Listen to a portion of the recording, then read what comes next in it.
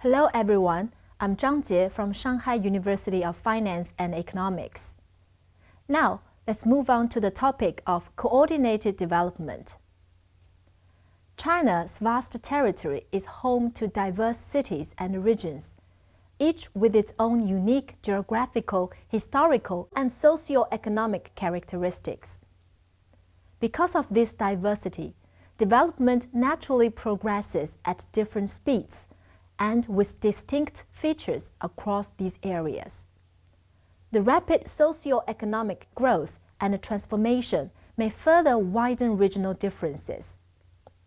Therefore, the current challenge for China is how to foster synergy among regions as it transitions from high-speed to high-quality economic growth. This involves tapping into the complementary strength of different regions and cities, generating collective momentum and expanding their growth potential. It is equally important to tailor strategies to fit local contexts, making full use of each region's geographical, historical, and industrial advantages to cultivate unique regional traits. This approach is crucial for the long-term sustainable development of both individual regions and the nation as a whole. In this section, we will explore how China, through carefully crafted strategic measures, promotes regional connectivity, enhances resource sharing, and demonstrates its coordinated regional development. We will also highlight China's governance wisdom in achieving comprehensive progress and sustainable development through institutional innovation and industrial collaboration in the context of globalization.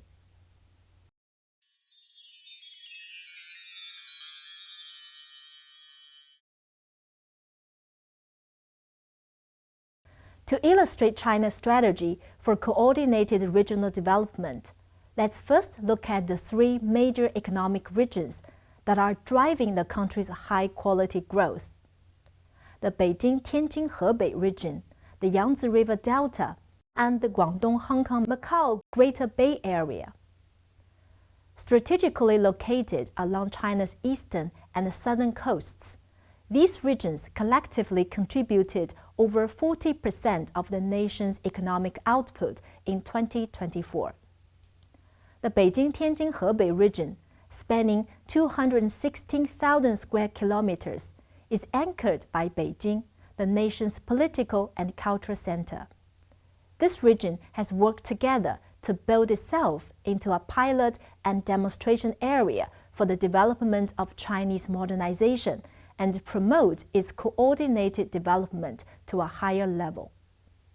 The Yangtze River Delta encompasses Shanghai and the provinces of Jiangsu, Zhejiang, and Anhui, covering around 358,000 square kilometers, less than 4% of China's territory. It is one of China's most economically active, open, and innovative regions.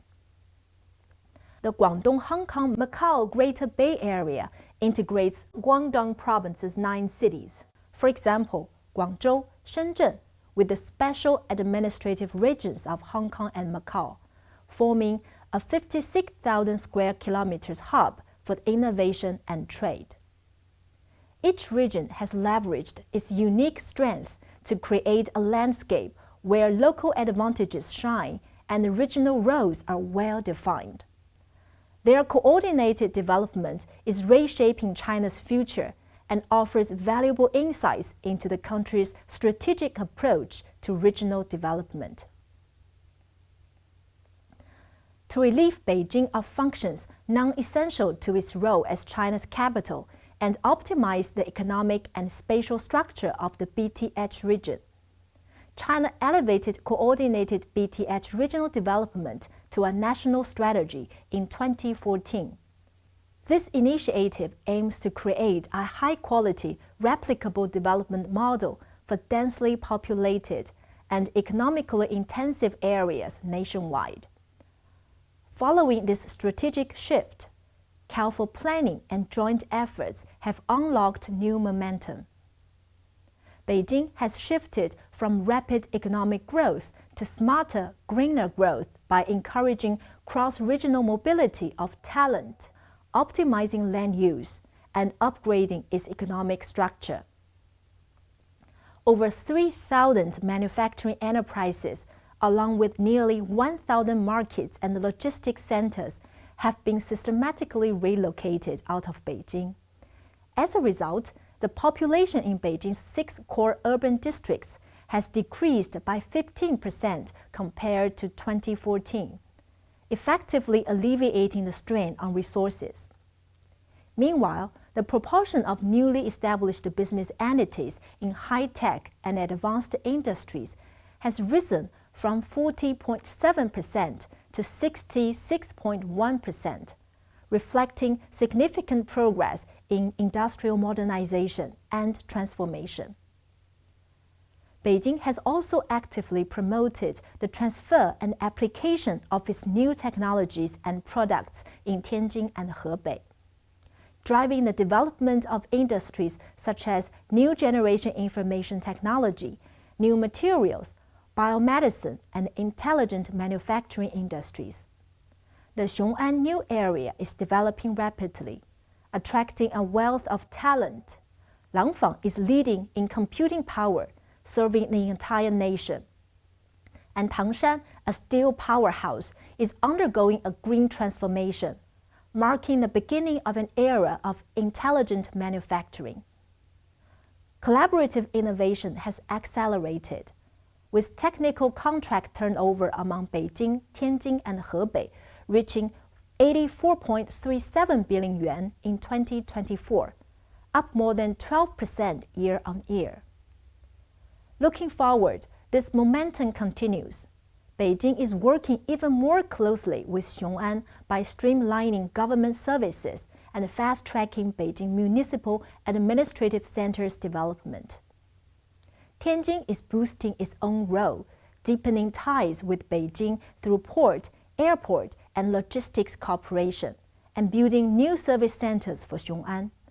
Over in Hebei, efforts are underway to attract headquarters of major central enterprises, leading universities, and hospitals to Xiong'an, alongside new infrastructure projects like the Beijing-Xiong'an Intercity Railway and international trade centers. Mobility, innovation, and openness. These are the 3 defining characteristics of today's Yangtze River Delta. By enabling the movement of talent and goods within a 4-hour industry circle, linking innovation chains, and building integrated trade hubs that connect the region's port network and shared markets to the world, the YRD region has turned integration into tangible results. In 2024, the combined GDP of Shanghai, Jiangsu, Zhejiang, and Anhui broke through 33 trillion yuan, making up nearly a quarter of China's total. What's behind this success?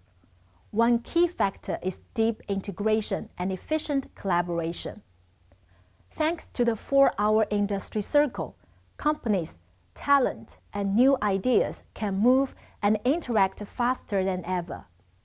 The production of a single new energy vehicle best illustrates the benefits. Chips and software are sourced in Shanghai. Batteries are from Hangzhou in Jiangsu province, and integrated die-casting machines are made in Ningbo, Zhejiang province. Within a 4-hour drive, an automaker can access a complete supply chain, illustrating the modern industrial system fostered by regional cooperation.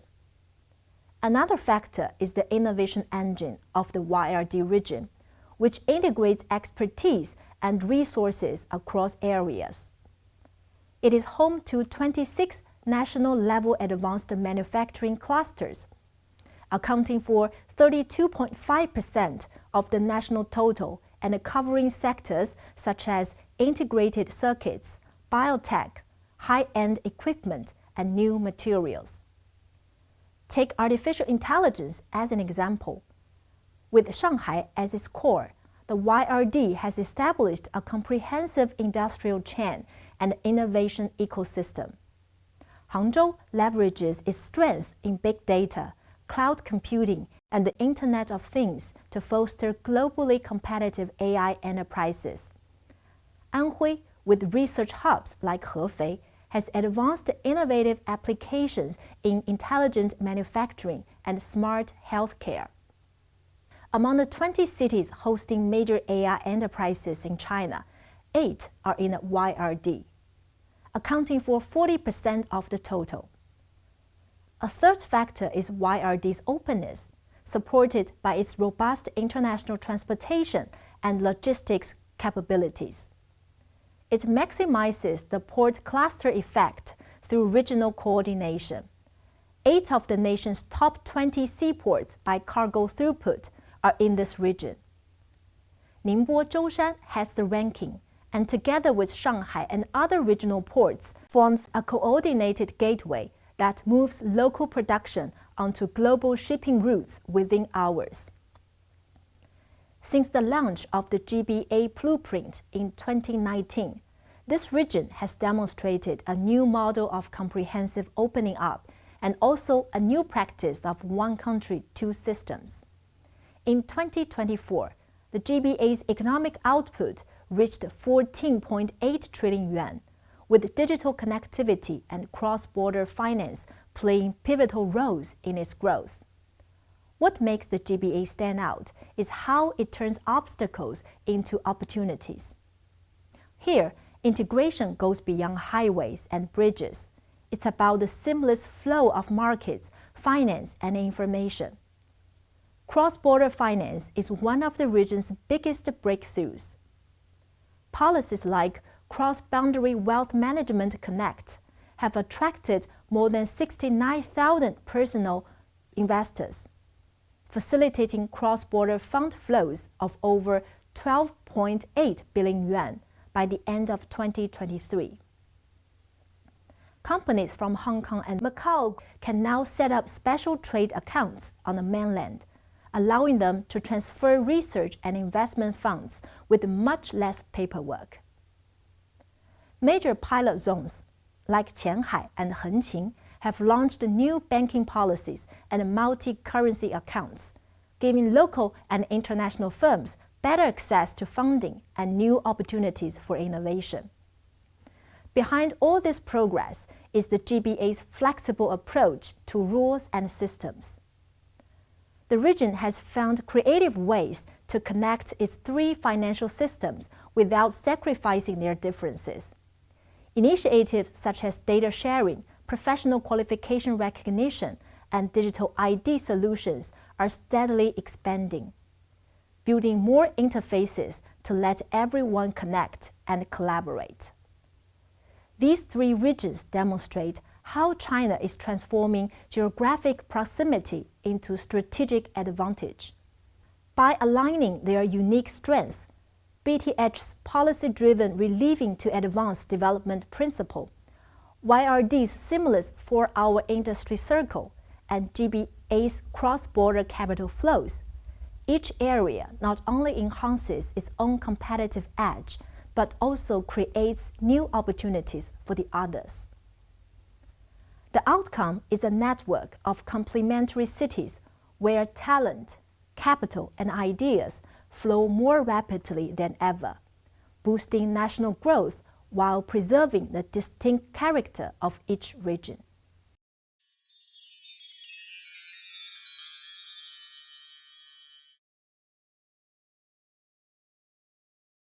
The coordinated development strategies discussed above extend beyond economic regions and are also evident in the growth trajectories of individual cities.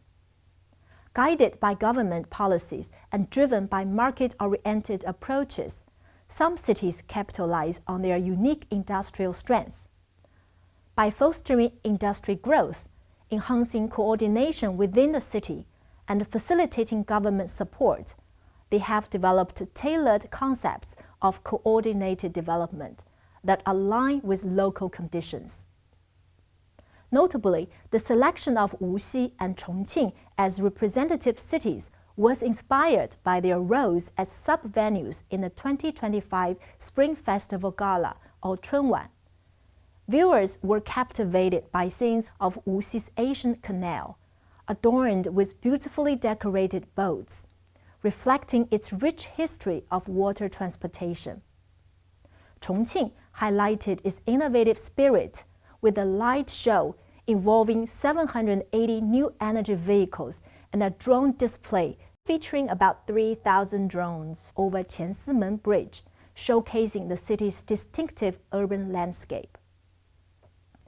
These scenes not only captured the cultural and geographical essence of each city, but also mirrored the economic strategies driving their development. Let's explore how Wuxi and Chongqing, under national and provincial policy guidance and market incentives, have harnessed their unique strengths to promote coordinated development. Nestled in the heart of Jiangnan's water-rich region, Wuxi is a city whose history and development have been intricately linked to its waterways. From ancient canals to today's innovation hubs, Wuxi's journey is a testament to how it leverages its natural advantages for development. Positioned on the shores of Taihu Lake and bordered by the Yangtze River to the north, the city is interlaced with the Beijing-Hangzhou Grand Canal and a network of waterways.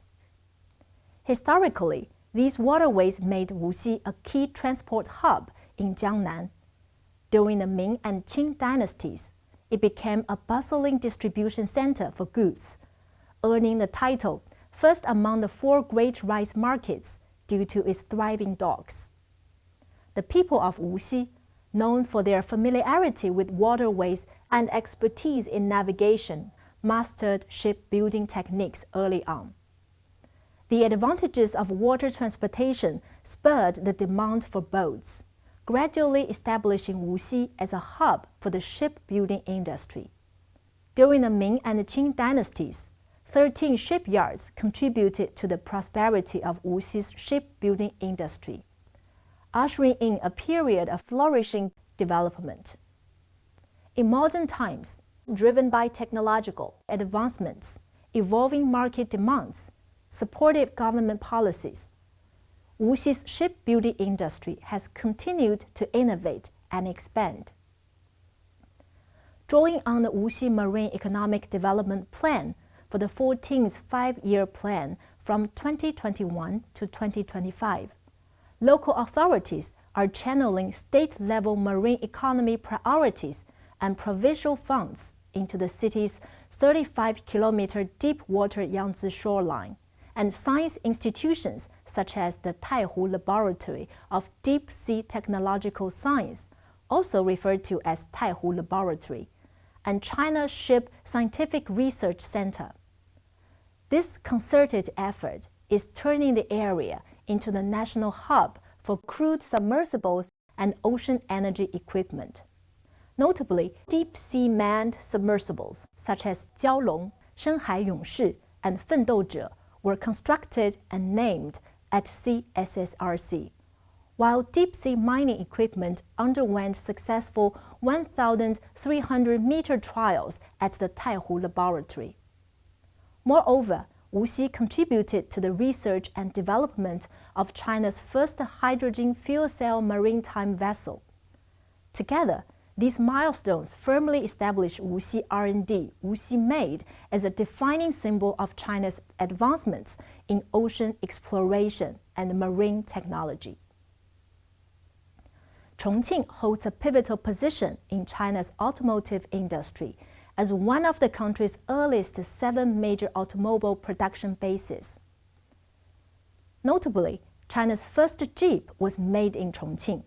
This prominence can be traced back to the wartime period, when an arms factory in Nanjing was relocated to Chongqing, marking the birth of Chongqing's automotive industry. For years, Chongqing led the nation in fuel vehicle production and sales, playing a vital role in driving the local economy through its extensive industrial chain. The industry has stimulated upstream sectors such as steel and electronics, as well as downstream industries like warehousing, logistics, and car rentals. However, Over the years, the industry has experienced ups and downs, highlighting the urgent need for transformation. In the transition to new energy and intelligent vehicles, the Chongqing municipal government and local enterprises have joined forces to address challenges systematically. By accelerating digital transformation and optimizing the business environment, a series of policies have been formulated, implemented, refined, and improved. In 2022, Chongqing launched a development plan to create a world-class intelligent new energy vehicle cluster by 2030, providing policy support and resources to foster a favorable business environment. In addition, the market mechanism, fueled by corporate innovation and industrial upgrading, has further accelerated the rapid development of the new energy vehicle industry. Local car manufacturers are collaborating with tech companies to advance intelligent vehicle technologies. For instance, Seres teamed up with Huawei to introduce models like the Ito M9, which feature advanced driving aids and creative applications such as programmable light displays. This collaborative effort has fostered a positive cycle between the government, enterprises, industries, and the market, enabling a gradual shift from a defensive to an offensive development strategy. This transformation underscores Chongqing's commitment to staying at the forefront of China's evolving automotive industry, leveraging both policy support and market innovation to secure its role as a leader in the new energy and intelligent vehicle era. The Chinese idiom 因地制宜, meaning adapt to local conditions, highlights the importance of tailoring solutions to specific situations rather than using a one-size-fits-all approach. The stories of Wuxi and Chongqing demonstrate how 因地制宜 serves as a strategic blueprint for achieving high-quality, coordinated development. Guided by national and provincial policy, while remaining responsive to market signals, each city has harnessed targeted policies with resource allocation to transform its unique geography, history, and industrial heritage into distinct economic engines. This place-based specialization turns individual comparative advantages into complementary supply chains within the unified national market. Collectively, they embody China's development philosophy of pursuing coordinated growth that respects local realities and leverages diversity into collective strength. The stories of China's three major economic regions and the development journeys of Wuxi and Chongqing offer valuable insights into the country's coordinated development strategy. These examples show how China is successfully transitioning from high-speed to high-quality economic growth. By leveraging regional strength and encouraging city-level specialization, China converts geographic diversity into complementary development strategies. More profoundly, these stories reveal that China's coordinated development entails not only intercity and interregional coordination, but also a deliberate balance between government, facilitation, and market-driven development. Here, the government sets strategic goals, provides policy support, and creates an environment conducive to growth. Simultaneously, market forces are harnessed to drive innovation and efficiency. This balance between the government's visible hand and the market's invisible hand ensures that development is both guided and dynamic. This coordinated approach gives China's economy greater balance, resilience, and growth potential. By focusing on regional strengths and connecting them through smart policies and robust infrastructure, China is laying the groundwork for long-term, high-quality growth that benefits everyone. This balanced approach not only supports China's sustainable development, but also offers a valuable model for other developing countries to follow.